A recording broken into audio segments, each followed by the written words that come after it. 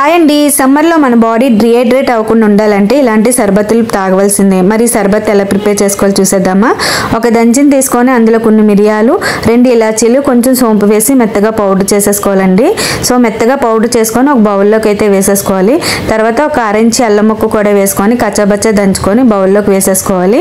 ఇందులో సరిపడినంత వాటర్ వేసుకొని అండ్ ఒక కప్పు బెల్లం వేసుకోవాలండి. తర్వాత ఒక లెమన్ ఫుల్గా అయితే పిండేసుకున్నాను నేను. మొత్తం ఒక లెమన్ అయితే పిండేసుకున్నాను అనమాట. మీకు ఇంకా కావాల్సిన లెమన్ అనేది వేసుకోవచ్చు. కొన్ని తులసాకులు, కొంచెం సొంటి పొడి వేసి బెల్లం కరిగే వరకు మొత్తం మిక్స్ చేసుకొని ఒక 10 మినిట్స్ అయితే రెస్ట్ ఇచ్చేయాలి. మనకి వాటర్లోకి ఈ ఫ్లేవర్స్ అన్నీ దిగుతాయి అన్నమాట. ఇలా వడకట్టుకుంటే మంచిదండి, పిల్లలు తాగుతారు కదా. సో నేనైతే వడకట్టేసుకున్నాను. అండ్ తర్వాత ఇది ఫ్రిడ్జ్లో కాల్స్తే పెట్టుకోండి, లేదంటే నేనైతే ఐస్ క్యూబ్స్ వేసుకున్నానండి.